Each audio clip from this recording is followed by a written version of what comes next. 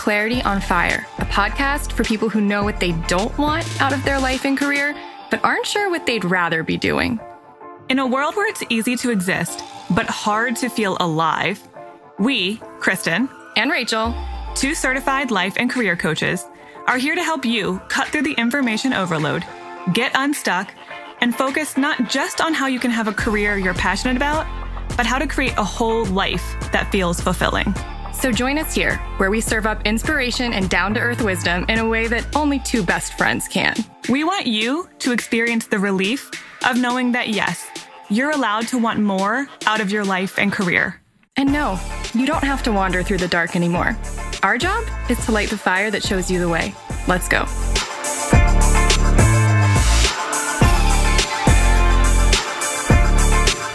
We made it. Can you believe the last episode of the year? I almost said of 2020, but no, of before we go into 2020. And I'm already living in 2020. It's not quite there yet. Here we go. This is the last episode of the year, of the decade, as if we've been podcasting for that long. But we're coming up on our 2-year anniversary. We'll have to do something about that. Mm-hmm. That terrifies me. So just, there's nothing I have. It's wonderful. It's nice to go back to podcasting without having to promote anything. Yeah, we just get to talk about whatever we want to talk about. But that said, I do have to promote myself always, which is, I would appreciate the last act you do with the podcast, if you haven't, to give us a rating and review. I thought you were going to say the last act you do in 2019, which would have been really very lame, dramatic, like 11:59 p.m. You're leaving us a review on 30 seconds left in the decade, and I would argue that's not a bad way to spend your New Year's Eve. I will certainly be asleep by the time. I hope to be asleep by the time New Year's Eve. By the time 2020 rolls around, I don't mess with New Year's Eve. That's a different rant. You have enough sleep challenges as it is. I don't give a crap about welcoming a new year. Like, I can welcome it with a good night's sleep in the morning when I wake up. So anyway, leave us a rating and review if you haven't already. Please do that. And you are interviewing a normal person, a little out of schedule, but whatever. That's where we're ending. So I've known Deirdre for 10 years almost. Is that true? Yeah, because I argued with her about this too, but I don't think she's totally wrong. Did you know her before we had a business? Uh-huh. Yeah, I did know her before we had a business. So it was probably closer to 2011, but it's been, if you round up, it's certainly been close to 10 years that I've known her. Because I met her online before she was ever my client. So you've known her almost this whole decade. Right. Whoa. So we talked a lot about where she's gone in the past decade from, having no idea. It's interesting. She's one of those people, one of the few people I've maybe ever interviewed who kind of knew what she wanted to do. But that doesn't mean the path to getting there was smooth or easy. Mm-hmm. And so we talked about that, and we talked about how she ended up moving across, the ocean. Now she lives in Scotland, which is one of the things that makes me most jealous about her life. And she runs her own business, and how she ended up, there when the decade did not start out looking like that. So anyway, she wrote a bio that you can read. Yeah. In her own words. So I'm going to speak as if I am Deirdre. Okay. Hey, I'm Deirdre. I teach small business owners and creative entrepreneurs how to build and launch profitable online marketing campaigns. I'm a digital marketing strategist with 15 years of overall marketing experience. Throughout my career, I've managed millions of dollars across platforms like Google, Facebook, and Instagram, and have designed campaigns for a wide array of brands, including Microsoft, Porsche and Audi, Ottawa Tourism, and the Ottawa Senators and Hard Rock Casino. But let me tell you something. I hate working in an office, and corporate advertising is not what makes me happy. The most fulfilling campaigns I've ever worked on have been for my own family business, a dance studio. Helping my brother and his wife grow their business into what it is now, one of the top dance schools in our city, is the most rewarding thing I've ever done. That's why I want to help other small business owners. When I'm not geeking out over online marketing campaigns, I can be found cuddling my cats, Naima, Priya, and Padma, sipping a gin and tonic and reading the latest J.K. Rowling novel. I'm obsessed with the Cormoran Strike series. You and me both, Something sister. you and her have in common. I mean, I also am obsessed. The audiobooks, by the way, if you're looking for something to just dive into over the holidays and you don't want to talk to anyone, last Christmas, like in that week between Christmas and New Year's, which I have heard described as one long Sunday. So true. It's so true. I went back and instead of rereading all of those novels, I listened to them on audio, and it's so good. It makes you feel like you're in London having tea in like a grimy cafe solving a mystery, which is really what I want to be doing with my life. But here I am. Right. Well, when you're J.K. Rowling, you can commission the best narrators that She's are not out doing there. it, but her publisher is certainly doing it for That's her. what I mean. You can command the best talent to talent. read your novels, and it is He's a really treat. good. Yeah. So anyway, just a little book recommendation for you from me, Kristen, and Deirdre all signing off on that. Okay, so we will be back at the end. Enjoy this, I don't know, kind of a real retrospective. Let's hear it. Well, hello there. Hey. Oh my gosh. You are by far, I mean, like truly just by far, the person I've known the longest who I've had on this podcast. It has been a long time, hasn't it? I mean, how many years? Like 6, I think 7? almost a decade. It hasn't been that long. Oh, maybe I have known of you for that Approaching a long. decade. Yeah, that is true. It's been a really long time. Yeah. I didn't even think of it like that, but you're right. Oh my gosh. Okay, so right. I mean, other than Kristen, you're probably the person I've known the longest who I've had on this podcast.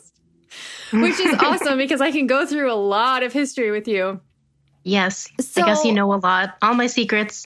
I mean, a lot. I mean, probably the big bad ones. Yeah. Not that we're going to talk about those. Okay. So I would love for you to. So when we did the intro of this episode, Kristen and I talked about the fact that you have a really cool like story where you quit your job and you moved across the ocean, you moved to a different continent. You now live in Scotland with your boyfriend, which is the most jealousy-inducing thing that I have experienced lately. But it took that sounds very idyllic, but I don't think that was necessary. Like it has not all been ideal. And it has been a crazy kind of up and down journey for you to like figure out where you're going and what you want and to land where you are now, which is like you work for yourself and you live in Europe, and that's amazing. But I would love for you to take us back like a decade or more. Okay. Tell us, what was life like? Like, what were you doing and what was your life like when you were done with, I guess I was about to say college. I know college and university are different things in Canada than they are in America. But when you went out into the working world as an adult, what was life like then? Right. Okay. So I went to grad school in Toronto, and I specifically studied advertising media management, which is something that I was so passionate about and am still very passionate about. And I guess I just had like these big, exciting dreams about working in an advertising agency. But that didn't happen for me when I graduated. When I moved back home to Ottawa, well, Ottawa is a very tech-focused city. So finding a job in an agency was not easy. And I ended up working in software. So that was pretty boring for me. I was going to say. It wasn't at all what I imagined, when I was in college and had, like I said, big agency dreams. And I imagined, working on these really exciting big brand campaigns for like television and magazine and radio. And when that didn't happen, when I ended up like selling Microsoft Office and like Adobe Creative Suite, that was pretty disappointing. Yeah, that's a pretty like, there's a big gap between expectation and reality right there. Yeah. So how did you handle the like disappointment of, oh, I'm doing this thing that feels kind of womp womp in comparison to my like youthful kind of like, when I was 19, my dream of like working at like a really sleek, cool agency. How'd you handle that? Going to work really sucked. I mean, like, I don't want to speak ill of the place that I worked at the time, because in hindsight, looking back, I did learn so much, with this software company. And that's actually the reason I got into digital marketing, was because I had a manager who believed in me and my abilities. So he encouraged me with continuing education. The company supported my continuing education financially. So I did have the opportunity to learn a lot, but I was just really unhappy with what I was doing at work. I hated setting the alarm and, dragging myself out of bed, especially in winter when there's no sunlight, and just being tired all the time and getting headaches and calling in sick to work way too often. Yeah, it was pretty soul crushing, I guess you could say. I mean, it sounds pretty dramatic, but no. I was very unhappy with what I was doing. But kind of like the silver lining, which you've heard all about, was that at the same time that I moved home from grad school, my brother and his wife opened up a dance studio. Right. And that was something that I was so passionate about and so excited about. And it was something that I really wanted to market. I really wanted to see their business grow. And I felt like they were just so deserving of success, and I wanted to help them get there. So I was doing whatever I could. Actually, there was a web developer at the software company I was working at. He kind of knew how obsessed I was with growing the dance studio. And when they couldn't afford to have a new website made, he spent his lunch hours teaching me how to code so that I could build them a new website. So that was kind of something that I had to look forward to, coding at lunchtime, because I had a purpose for it. I don't remember that at all. Yeah. Oh, I'm so grateful to him because I learned so much. I'm very much the kind of person that when I'm learning something, I don't want to learn it just because. I need to have a vision of how I'm going to apply that. So right. I wouldn't have wanted to go to school just for coding. For me, it was I had a purpose. I need to get a new website that's functional for marketing purposes for my brother and his wife for their business.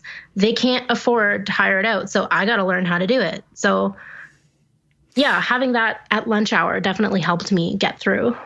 I think I feel like there's a lot of value in what you just said in terms of, oh, yeah, you can be in something that you hate, or that maybe not hate is maybe not the right word, but that's making you miserable, or that's really hard to drag yourself to every day. But that rarely is anything all bad. Rarely. And that there are a lot of opportunities for learning and growing and personal or professional development that you can find or actively sometimes even seek out while you're in the midst of something that ultimately is not your long-term vision. And that's right. That's okay. Nothing is ever 100% awful. And I like that you sort of inadvertently found an opportunity to learn. And I think the other point that I really like is that so many things are tolerable when you feel like there is a purpose to it. Slogging at a job just for the sake of it is one of the worst feelings ever. But if you have to slog at a job for a certain length of time, if there's something that the job is allowing you to do, it's allowing me to learn how to code so that I can help my brother and his wife grow their business, then all of a sudden having a little bit more of a purpose to the slog makes it so much more tolerable, which doesn't mean you have to tolerate it forever, because obviously you didn't, but it made going to work more palatable for you. Right. I mean, I was still kind of getting in trouble from time to time because, my boss noticed that I was working on dance studio stuff at my desk when I was supposed to be focusing on company stuff. And that's a no-no. So I got in trouble a few times for that. But it helped me get through the days. So hold on a second, because I don't want to gloss over what you just said, because a lot of people are terrified of the idea of getting in trouble at work, or their boss finding out that they were spending company time doing something they weren't supposed to do. And I just love the example that A, you did it, B, you did it more than once, and C, you didn't get fired for doing that. Yeah, I mean, I guess he recognized that, this was something I was passionate about. And also I think he knew that I was good at my job, and he really wanted to encourage me in that continuing education. He was just like, you need to be focusing that energy on company stuff, not dance studio stuff. Right. Well, I still like that you didn't get fired, because I think a lot of people have this worst case scenario in their mind. If they rebel at work at all, they feel like it's a problem. And you're like over here rebelling and nothing terrible happened to you. I kind of feel like I've always been a bit of a rebel. You are. You're kind of a quiet rebel. Yeah. But I mean, that being said, I did get fired from my next job. So. Oh, you want to talk about that? Okay. So what? So then, all right. So that job wasn't going super well. It was going, and you were working on the dance studio. So then what happened? What happened next in the trajectory? So I ended up moving to another software company because, at the time, again, like I said, I was really unhappy going to work, feeling, like really ADD all the time. Like I can't focus or concentrate on anything. And I thought, you know what, maybe I will feel better if I make more money. So I noticed that a company that I had interned for while I was in college, they were hiring like a marketing coordinator, and I already had a really good reference from that company. So I applied there, and the salary was like, double what I was earning. So I thought, yeah, I'm going to go for this opportunity because it's, way more money than I've ever seen before. And, maybe having this additional income will help me feel better about going to work every day. And, oh God, it was just the worst move I could have made. Like, oh my God. Well, I shouldn't say that, because I believe that, everything that has happened to me in my life, like, happened for a reason. Like, I know some people hate that, but most people who listen to this podcast believe that and don't hate that. Okay. Okay. Yeah. So, I mean, like, I am grateful for everything that has happened to me along this path. But yeah, so I moved into this company, and I found out that there was no marketing department. So I had like no manager that understood anything about marketing. I didn't really have any clear direction. The sales manager was kind of a jerk. Basically, I don't know. I didn't really have any direction. So I just kept working on dance studio stuff. And I guess I wasn't stepping up in the way that they wanted me to. And I didn't really know what the hell they wanted from me anyway. So one day I came into work, and they just came over to my desk and said, like, pack up your stuff and go home. Whew. So let's roll it back. I want to hear about your reaction to getting fired. But first, I feel like you've made a lot of good points about money is not everything. We know this. Obviously, like, people say this all the time, but I think it deserves to be highlighted that just because something pays you double what your last job did does not mean that we shouldn't be asking more questions.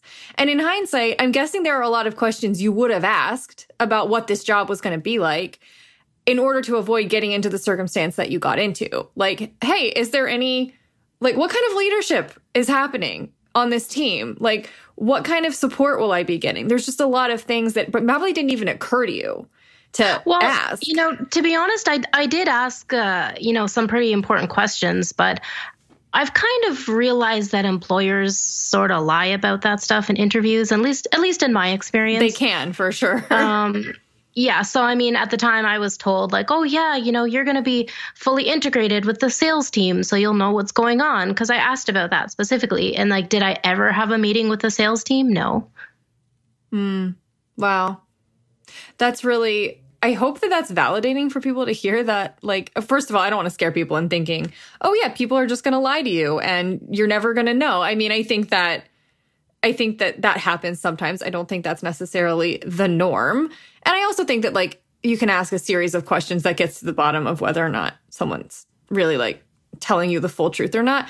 But I feel like there is a point at which a lot of people will get hired at a company and then they will take on responsibility for how much of a shit show the company is. They're like, oh my God, I'm not doing well in this job, or there must be something wrong with me, or I can't perform to the high standard that I want to be able to perform to.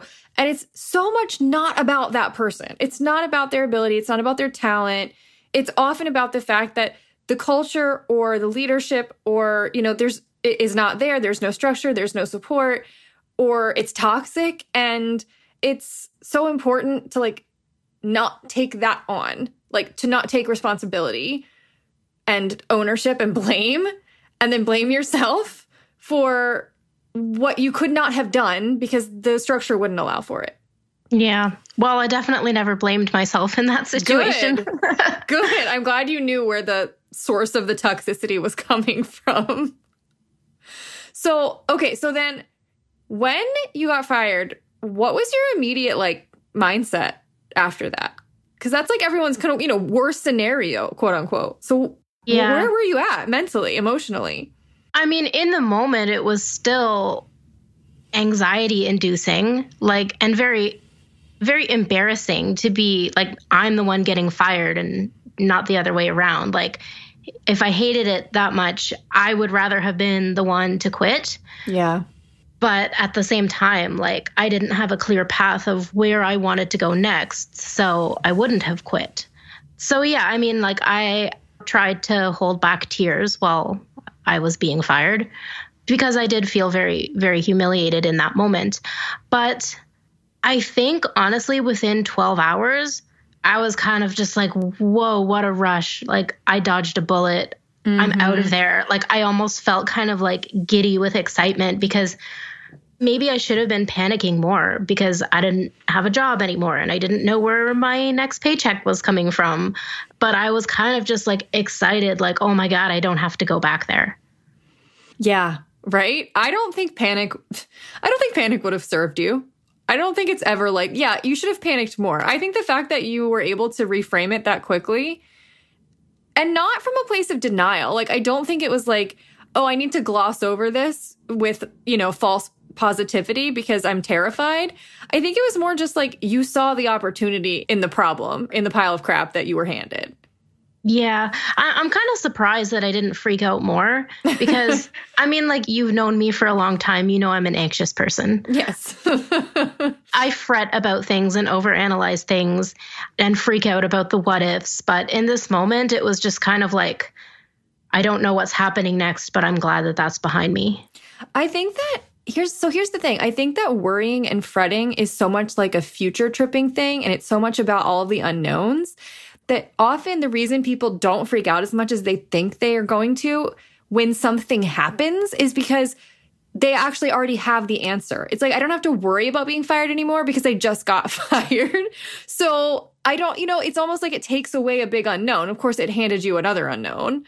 Like, what is my future going to be like? But there is something about like, well, this happened and now I have to respond to it. It's almost like I don't have as much space to sit around fretting because kind of life has taken a step. And so now I have to take a step. Right. So, okay. Continuing on our timeline. What happens next after you get fired? Okay. So I wasn't fired for any wrongdoing. They kind of just decided that like I wasn't a good fit for the company. Like it didn't work out. So I'm not really sure how unemployment insurance works in the US, but like in Canada with your paycheck, you're paying into unemployment insurance. So as long as you have worked the required number of hours and, paid in enough to this, if you lose your job, you can apply to the government for that amount of money. So I got set up with that. So at least I had a bit of money coming in while I figured out what to do next. And I didn't know what I was going to do. I kind of had no idea, but I was like, okay, I have this many months of EI support. What am I going to do with it? And I decided that I was just going to start volunteering at the dance studio because my brother and his wife were really busy. I knew that like they didn't have anybody to staff the front office in the evenings when like all the parents and kids were coming in. So I just said like, hey, do you need any help? And they said like, well, if, you could sit in the office 2 nights a week, that would be really helpful. So I started doing that and I was just like, hey, I have no life. I can come more than 2 days a week. So yeah, I guess I just started volunteering in the office. And that was kind of when I really started learning the ins and outs of their business. Like before, I was just kind of this outsider, like I was doing the marketing for them, but I didn't really know how things were working internally.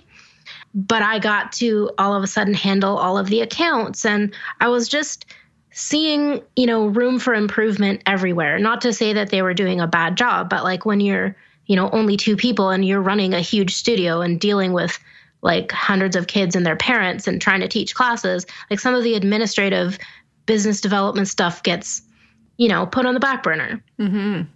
So being in the office, talking with the customers and dealing with the accounts, I just kept seeing like all of these ways that we could, make things better and grow the business. And yeah, so they really liked my ideas. And I kind of had a chance to take on more of like a business development role. So I was still doing the marketing for them, but now I actually kind of had this experience to figure out how do I look at customer retention and how can we bring back more people next season and how can we retain people this season and, what can we do with the schedule to make things easier for our customers and, things like that. So that was really awesome learning experience for me. And I just felt just so incredibly proud of what I was doing because I was actually making a huge difference. Like I could see the impact of what I was doing. I was helping my brother and his wife because, like I said, I was so passionate about what they do. And I believe that they are so talented and so deserving of success. And I wanted them to be seen by the world. And the fact that I could actually step in and be a part of that, that's what really made me feel like, oh my God, I love marketing so much. I chose the right path. This is what I want to do for life. And I'm making a difference. So I feel like in a lot of ways that experience very much probably cemented your desire to like continue being an entrepreneur. Like up until that point, you'd been working for other people. And I think that you always knew that the whole 9-to-5 life was not necessarily for you because, the whole having to get up with the alarm and like work and sit at a desk and be told what to do and when. I don't think that ever sat super well with you as a quiet rebel, but it feels like this experience took it to another level. Yeah. I mean, I think at this age, I still hadn't really figured out that 9-to-5 was not for me. Like I was still trying to kind of come to terms with what I wanted. And there were even times back then my mom asked me, like, do you think you would ever want to own a business? And I was just like, hell no, I do not want to own a business because I saw how hard my brother and his wife worked. Like they were exhausted and they had no time to themselves. And all I saw was the responsibility that they had taken on. And I just thought, I don't want that much responsibility for anything. And I don't want to work that hard for anything, even something that I'm passionate about. Like I don't have that much energy. So at that time, what I thought was I really want to support their business from the wings, as they say, like on the stage, when you're looking from the side. Right. Right. And I've always been that kind of person. I love to be making things happen in the background. Yeah. Yeah. When we talk about like this in terms of like the theater, you're one of the like theater techs or one of the people who would be like painting the scenery or one of the lighting people or, but like you don't have the desire to be, like center stage in costume singing a ballad necessarily. No, I mean, this is kind of funny, but have you ever been to a Cirque du Soleil show? No, I have not. Okay. Well, I mean, you need to go to Cirque du Soleil because it's amazing. But these are just incredible acrobatic productions. And obviously, I do love watching the show itself. But I'm so fascinated by the stage crew that are all dressed in black and trying to set things up for the next scene without you noticing. Like, I watch those people and I'm like, that is such a cool job. I want to be the person setting things up for the next scene and making things happen in the background. See, okay, so I like this because I feel like it's validating a lot of people who are like you, who are not necessarily center stage people. And I think that center stage people get a lot of credit. They get a lot of glitz and glam and attention and praise and feedback. And often it feels like I shouldn't want to be someone who's a support person, so to speak, because it seems like it's less than, but it's not, because every part of the process is integral, right? You know, like you can't do it without those people. Absolutely. I mean, if you don't want to be center stage, there's absolutely nothing wrong with that. And it's totally cool to be a support person because you're making that happen. Like you're part of the team.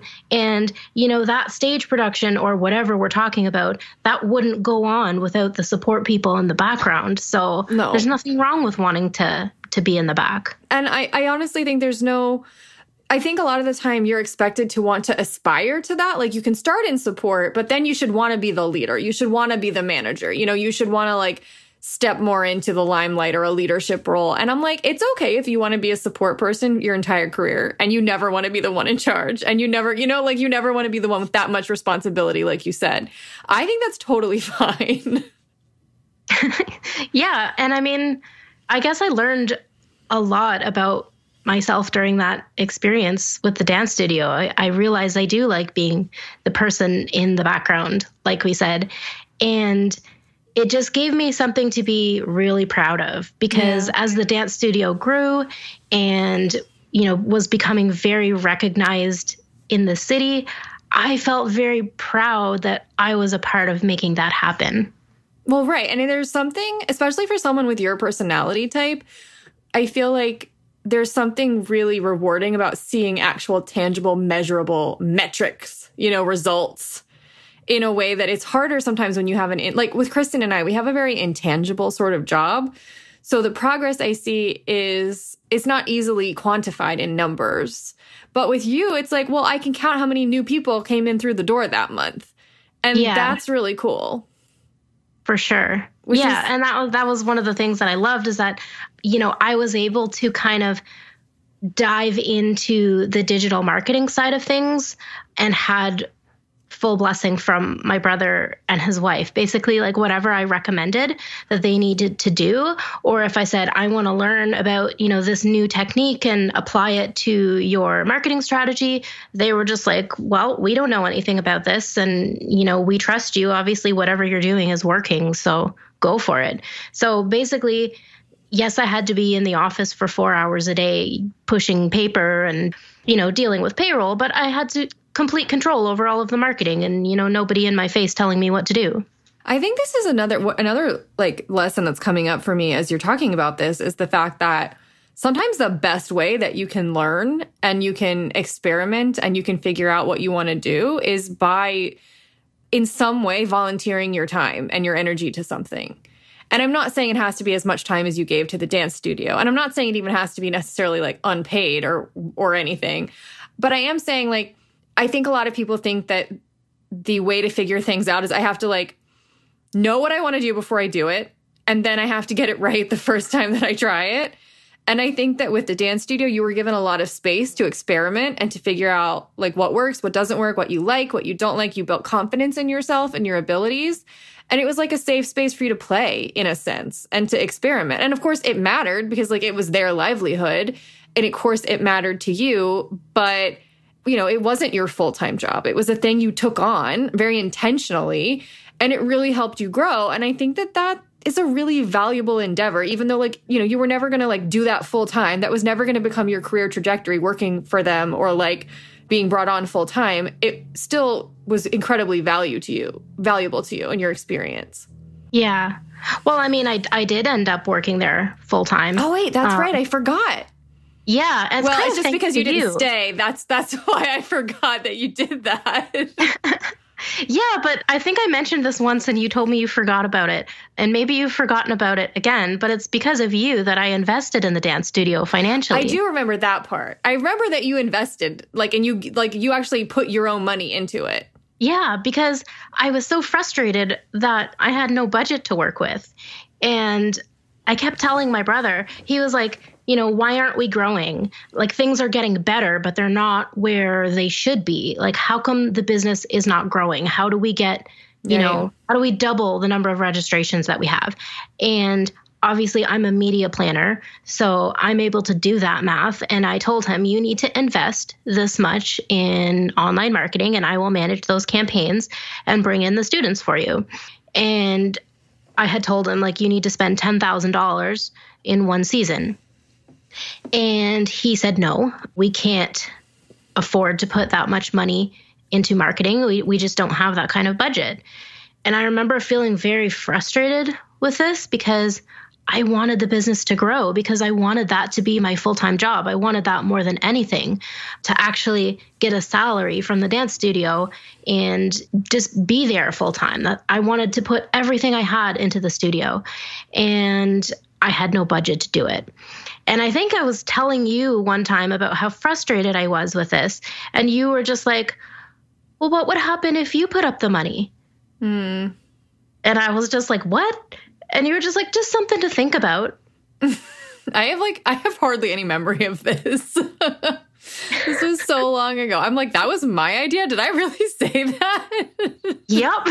You said that. And wow. Somehow. So I went to the bank, and I don't know how, because I was unemployed, but I think, they were giving out credit to everyone then. But I got a $10,000 line of credit, and I put up the money myself. That is, you know what? I can see myself saying that. So I'm like trying to go back, and I'm like trying to remember that conversation. I kind of remember it, but it was so long. It was like years and years and years ago. And I feel like the reason I probably asked you that was not because I was like, oh, I think you should do this. It was more like, well, here's a random possibility. Yeah. It's like, listen, you felt shut down. You felt like, well, I have no choice and there are no options. And this thing I really want to do, I can't do. And I guess that's it. And so, yeah, sometimes in coaching, you just throw out like a crazy idea, not because you're like, okay, I think you should do this, but because you're like, sometimes throwing out a crazy idea opens up doorways that the person hasn't considered, or it might even spur a whole domino, chain of thoughts going off that they hadn't considered. So yeah, that really apparently landed with you, and you went and did something that a lot of people would call nuts. A lot of people would be like, that's a crazy risk. Like, how do you, an anxious person, like a self-admitted anxious person, justify taking that big of a risk? So what happened after that? I mean, I think I justified it because I was just so laser focused on wanting to do this. And, my brother and his wife kept saying, I kept saying, please hire me, please hire me. And they kept saying, we want to, but we can't afford to hire you. So I was just like, well, if they can't afford to hire me, then obviously I need to grow the business so they will make more money so that they can pay me. So yeah, I made a deal with my brother, and I invested the money into a digital marketing campaign, and I managed all of those ads. And I think within 1 year, we increased registrations by something like 73%. That is insane. Yeah, so that's almost double. And at that point, my EI benefits were almost up, and I hadn't even attempted to look for a new job. So they were just like, at that point, they were like, well, the registrations are coming in. So yeah, I guess, we'll hire you. And it wasn't for a lot of money. I talked them into giving me just a very basic salary. And I was living with my mom at the time, so it's not like I had a house to pay for. But yeah, basically they gave me a small salary, and I was able to now call the dance studio my full-time job. This is such a testament to creating a path where there was none. And, yeah. And right? And if you are determined, if you're willing to take a few risks, if you're willing to, put your money where your mouth is literally for you, then... And just to be clear, I probably wouldn't have done that if it wasn't my brother. If this was some stranger. And I wouldn't recommend doing that with a stranger. Yeah, no, I think that because it was family, it was a little bit different. But still, I mean, I think it's just a good testament to you know what? Sometimes you create a path where there was none. And you don't have to wait for someone to give you a path. You decide, that's my path, and I'm just going to do it. Yeah, I guess so. That's pretty much what I did at the time. So, okay, so catch people up, because I want to get to the part where you move and you start your own business. But there's another job in there. right? Yeah. Okay. So I ended up working for the dance studio full time for 3 years. And by the time I left, we had grown the business by something like 250% from when I started. That's amazing. So I feel, like I said, I've said it a bunch of times. I'm just going to say it again. I learned so much in that position, and I had so many opportunities to take initiative and, figure out how a small business actually works. But I guess I just started to feel like it was losing its challenge for me. After 3 years doing that, it was kind of just like same old, same old.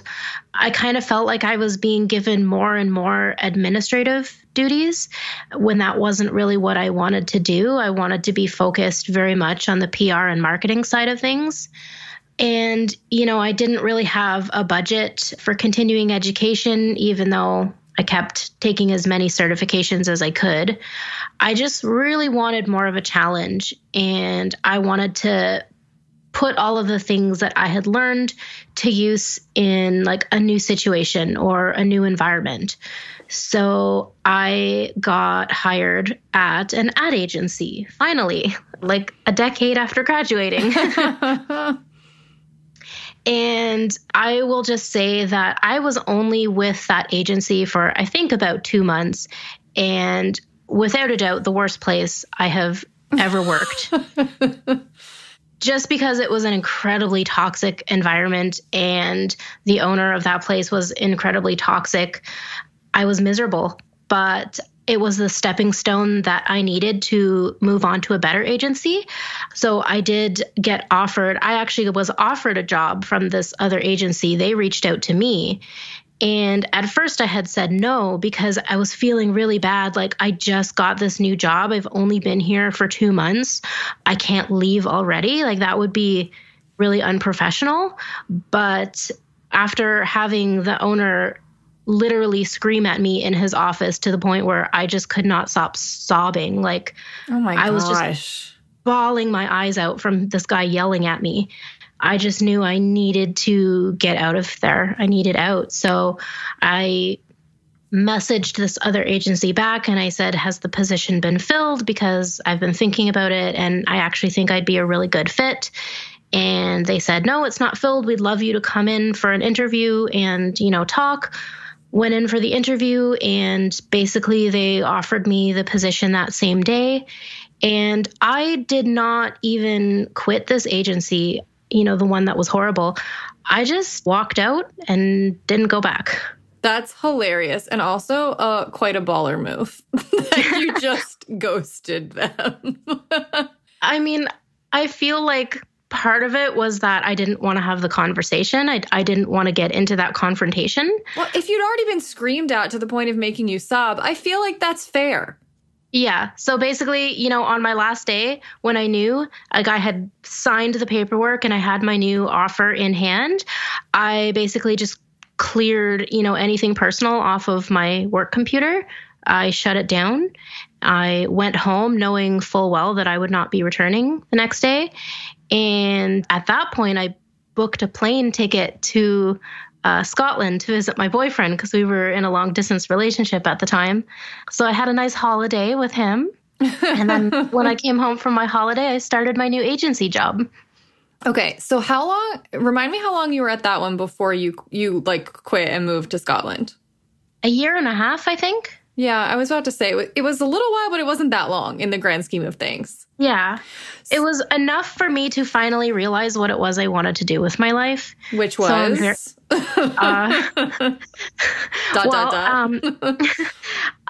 So working in that agency, on one hand, it was kind of everything that I wanted when I was in college. I was with a full service ad agency that was, running campaigns for major brands. Like, I was working on campaigns for Porsche and Audi and Hard Rock Casino and Ottawa Tourism, like these huge campaigns. We had a creative team. We had web developers. I was planning budgets and strategies that were, basically like hundreds of thousands of dollars in ad spend.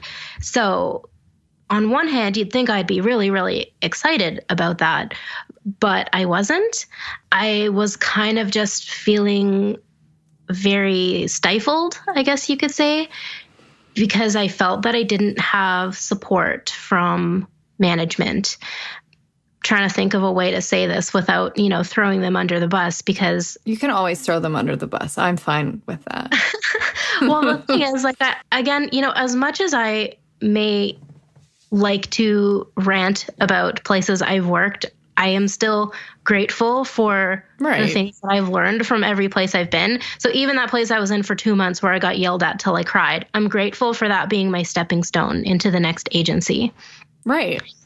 And yeah, so basically in this place, it was like, you're the digital expert. You're the one that needs to make this successful. But when I would ask for resources or support, I didn't get that. And I also felt that the agency was a little bit unethical in how they were dealing with small business owners. And I really didn't like that. So it sort of started out with me just writing a blog about all of my frustrations with the account managers. Like, I would come with a solid strategy recommendation for a client and be like, I recommend this course of action and this plan for this client, and here are all the reasons why. And basically, I would just be like, nope, can't do that, have to do this instead. I felt like they weren't listening to me. So I would, write these articles about, this is what I recommended for this client and this is why. And, when I went behind management's back and did it anyway, this is the success that I had and all of this stuff. And I realized, like, okay, I need to be teaching this. I feel like there are so many small businesses out there that can totally take control of their own marketing. And I don't want them to be taken advantage of by a big agency, because, to be honest, agencies are out there to try and sell you as many services as possible. They're there to make money, and that's fair. I mean, if you want to profit, great. No judgment there. Well, maybe a little judgment, but I didn't want to see small business owners taken advantage of that way. And with all of the things that I was trying to get management to hear and not hearing, I was like, I could just take this right to the business owners. And that's when I decided I'm going to create an online course. And I didn't know at the time what that course was going to be. All I knew was I wanted to teach marketing. So it took me a while to kind of figure out what that topic was going to be. So I started out deciding, like, I'm going to be simple and teach Google Ads, because that's something that I see people messing up all the time. I definitely think that Google Ads is something that any business owner can learn to do for their own business. You don't need to hire an agency to manage that for you, but there's a learning curve. And I realized that I want to teach this, and I don't want to be working in an office, and I don't want to be doing 9 to 5, and I don't want to have to fill out timesheets. Like, I want to be in control. And, you were the one that kind of told me it's okay to feel that way, because I was feeling very guilty about how, I'm in this job that's supposedly supposed to be my dream job since college, and I'm not liking it. And, even though I'm working on exciting campaigns, I'm, mad at my bosses all the time, and, like, hating the structure of having to be in the office for 9.5 hours. And yeah, I didn't like that. So I decided I was going to make my own way and teach. It's funny because a lot of the time, like, I think you're a good example of someone who the ultimate path had to grow on you. Like, you couldn't do it all at once. You had to kind of, like, take it in bits, to the point where, you said years ago, you were like, I don't want to have all that responsibility. I don't want to own my own business.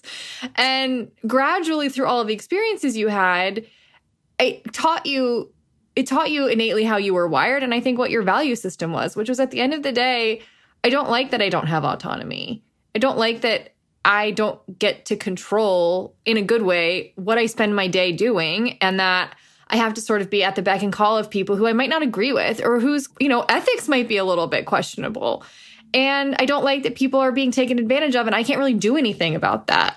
And so, it took a while, I think, for that to integrate within you to the point where you were willing to take on the responsibility that at one point kind of had scared you. Well, at the same time, I also think I needed to kind of figure out what sort of business I might be happy running, because I think especially, the older generation, like kind of sometimes when I talk to my dad about this stuff, he doesn't get it. And, he thinks that, work is not supposed to make you happy. It's supposed to pay the bills. And in his mind, like he just kept trying to give me suggestions about how to find clients. And I kept telling him I don't want to work with clients. Right. That's not the kind of work I want to do. And, that's when he throws at me, well, it's not about what you want. It's about, paying the bills. So in the past, like when I had thought about, if I were to start my own business, I sort of felt like it had to be kind of this client customer model. And I didn't really want to do that because there's a lot of pressure on you, obviously, when you're managing somebody else's money. But not just that, I feel like there's so much that goes into a marketing campaign that I can't do just by myself as a digital strategist. Like you need to make sure your website is on point. You need to make sure that, your messaging and your branding is on point. And I just didn't want to open myself up to all of that other work. And I didn't like the idea of, starting my own agency and having to, manage projects and staff members and colleagues and things like that. So for me, that was just no, not at all, not what I wanted to do. And I would never want that much responsibility. But when I realized that I could be, I guess what they call a solopreneur, I could do this by myself. I can teach the things that I think are really important. I can still make an impact in people's businesses by being a guide to them. I don't want to take on the responsibility of all of that work by myself, but I do want to step in and be a guide and help people who are trying to figure out the marketing side of things. So when I realized that I could do that through teaching a digital course and, make some money out of it, it was just like, okay, I think this is my path. I think this is really what I want to do. And this excites me. So in the interest of time, because I have one big last question I want to get into with you, and I feel like it could take a few minutes. This is flown by. I want to ask you, so cut to the point where you've quit, you moved to Glasgow with your boyfriend, and you're a solopreneur, and you're just starting a business, you're creating a course, and turns out, not shocking, and I don't think you expected this necessarily. I think that because you're a little bit of a fretful, anxious person, I think that you have a cynical side where you didn't expect to quit your job and for it to be all butterflies and rainbows. I think you knew it was going to be challenging. But I'm curious, I think one of the things I'm most impressed with about you and what you've, how long have you been in Scotland now? 2 years almost? 1 year? No, not that long. It's been a year and 4 months, I think. Right. Okay. So a little while now. So, but in that journey, in that time, and also before that, because you were working on getting your business to a certain point of profitability before you moved. But in that time, I feel like I've been very impressed by how consistent and dedicated you've been. And when things haven't worked, you've just kept showing up and you have not quit. You have just kept pivoting and pivoting and pivoting. And I meet a lot of people who are entrepreneurial or entrepreneurial curious. They're, maybe they were like you 5 years ago where they're saying, oh, I would never do that. But maybe in 5 years, really don't know what they might be saying. They might change their tune. And right. I think that a lot of people expect it to be easier than it's going to be. And they think that there's an easy 5-step or if you follow these rules, then you'll make money. And you and I know that is not how it works. Well, I definitely thought it was going to be easier than it has been. Okay. Yeah. It's been a lot harder than I thought, mostly because there are things involved in creating a personal brand that I didn't think I would have to do. I kind of do have to step into the spotlight now, which I never wanted to do. I hoped that I could just hide behind my computer and run digital campaigns to sell my course and, never have to actually talk to people or, be on camera or whatever. But, people don't buy from people they don't know or like or trust. Or whose face they've never seen, right? To build that relationship with my customers or potential customers, I do kind of have to step into the spotlight and show up like a leader. And that's been hard for me. And there's also been some self-doubt because I thought, like I was such a talented digital marketer and media planner and strategist, with the dance studio and when I was working on these client campaigns, and now I'm struggling to make it work for myself. Maybe I'm not as good as I thought I was. And I still have those moments of doubt, and it's definitely been hard, but I'm learning. And like you said, when something doesn't work, I pivot and find out what will work. Yeah, so I'm curious how you answer the question, like, what keeps you going? Despite the fact that it's not easy, despite the fact that there's a shit ton of, I know this very well, a shit ton of doubt that makes you go, am I really as good as I thought I was? Maybe I suck. Maybe there's something wrong with me. Maybe I'm never going to get what I want. Like, what keeps you in perspective? Well, I definitely am motivated by the need to make money. I mean, like, I moved to Scotland with basically 2 suitcases and my cats. So just like stepping back to touch on that, I'm very, very fortunate that I'm with a partner who really supports me. And when he asked me to move to Scotland to be with him, he promised that he would support me while I got my business up and running. And I know that not everybody has that kind of support. So I'm very, very grateful for him for that. And I did sell my condo. So back up, I did move out of my mother's house and buy a condo at one point. Right. So I sold my condo and, had basically enough money to cover my flight to Glasgow and give myself a bit of an income for 6 months so that I wasn't like freeloading off my boyfriend.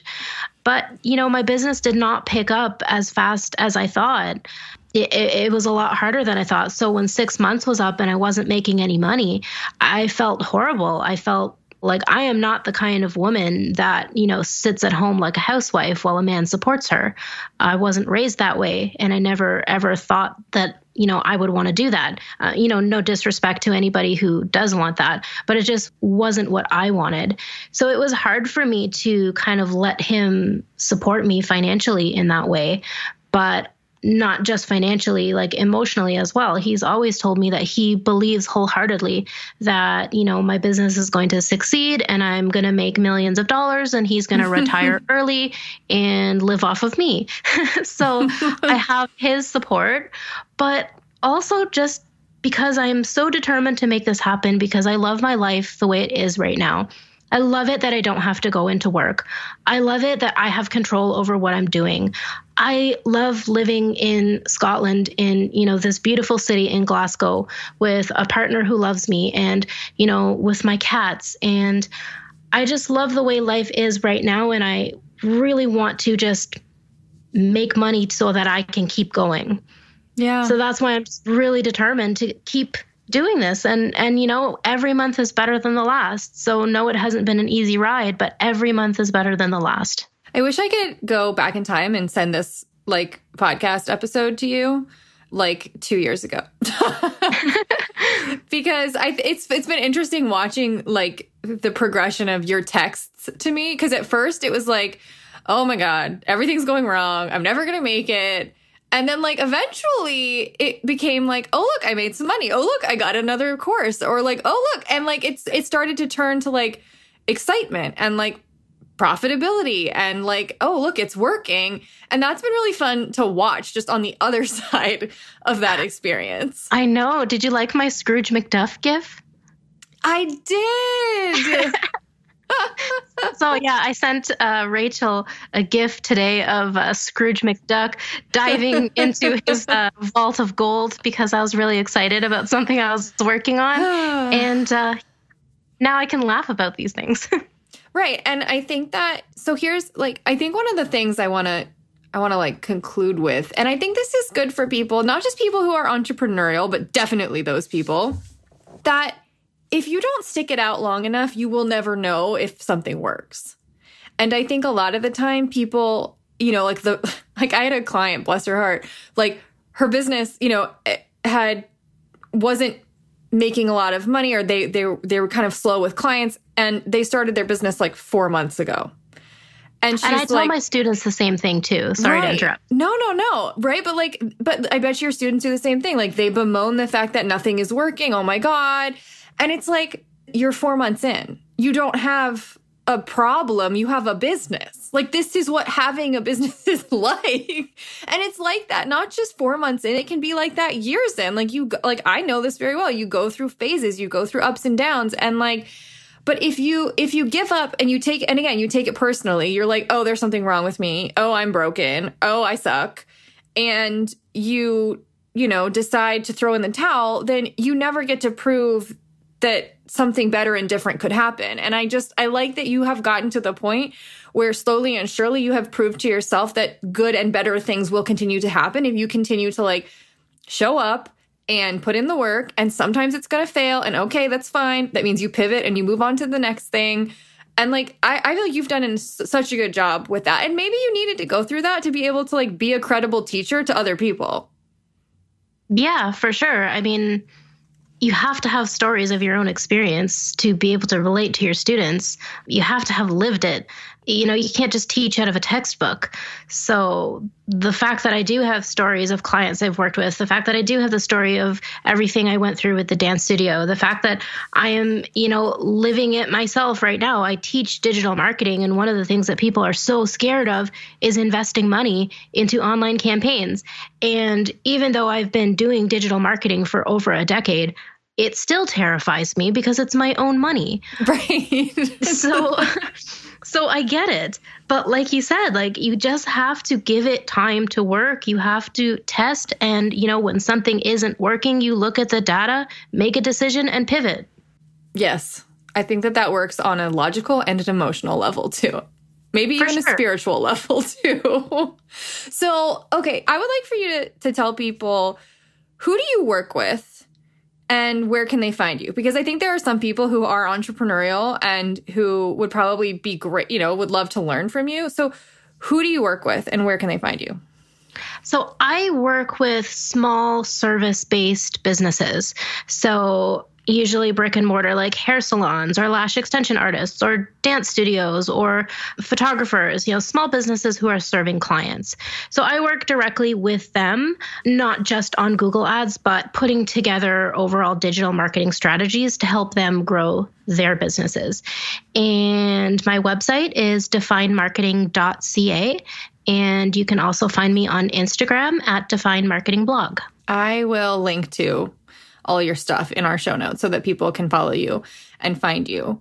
And I feel like if you're listening and that's not, you don't have a brick and mortar business, or like that doesn't sound like something that you're into, I bet you might know someone who has a business or is thinking about starting that type of business. And I feel like having someone like you in their corner is so valuable because, I mean, again, like, the numbers speak for themselves. Yes, you have to invest a little bit in yourself in order to make it work. But like, you increased enrollment with the dance studio 73%. And then by the end, like 250. I mean, that's insane. And so to have someone like you who like loves this stuff and can kind of help you make those changes and integrate, oh my God, like, it can be the difference between like a really piddly year and a really great year, financially speaking. Yeah. Well, I am so grateful that I got to have you on the podcast, and it was a long time in the making, I know, but I'm really honored to have witnessed your journey this, past almost decade, I guess. I don't want to think about how long it's been. I don't want to think about that because I was probably like, what, 22 or 23 or something when I first met you, and now I'm 31, and I'm like, oh, I don't like that. Well, thank you so much for having me on. And also, Rachel, thank you so much for always being in my corner and for putting up with my paragraph-long texts at all hours. I mean, I will continue to do so indefinitely. Awesome. All right. Thank you. I'll talk to you later. Bye. Bye. Okay. So that's it. That's the end of our podcast for 2019. That sounds so grim. I know, but we're wrapping up a year. Sound grim. Well, it doesn't have to be grim. hopefully you guys have fun plans over the next couple of weeks while we're going to be on all hiatus. Your families are on good behavior. Well, that's a lot to wish for everyone listening. I still hopefully for a few of you. But as we said, we would be so appreciative if you want to give us a rating and review as our little New Year's gift. And Christmas too. Why do you keep acting like Christmas has already happened? Because we're talking about the end of a decade and the end of a year. I don't care. Christmas hasn't happened. That's true. I could also use a Christmas present. I would love a Christmas gift. Okay, both. Either or. If you celebrate anything else, that's fine. Give it to me in the spirit of whatever you want to celebrate. Just give me a rating and a review. And just know, I've been nice, not naughty. I think so. I think we've been very nice. We've helped a lot of people. That's nice. Sure, it makes up for any naughty things I have done. There you go. Okay, it balances out. I don't deserve nothing. I don't deserve coal in my stocking. Don't give us coal. Yeah, please. Give me a little treat. Okay. Is that it? Well, we're taking a break. Yeah, we'll be back in 2 weeks. Yeah, so we'll see you again in the new year. We're skipping, obviously, all of the holidays in between now and then we're skipping the last Friday of the month because, it's, again, there's going to be dead. So, and I'd rather do nothing, to be honest, than podcast for those 2 weeks. So we'll see you again in 2020 with a brand new Dear Rachel. And, who knows? Happy all of the holidays in the meantime, whatever you celebrate, and Happy New Year. Yeah, okay. And we'll, ride out whatever 2020 is going to be together. Let's see you then.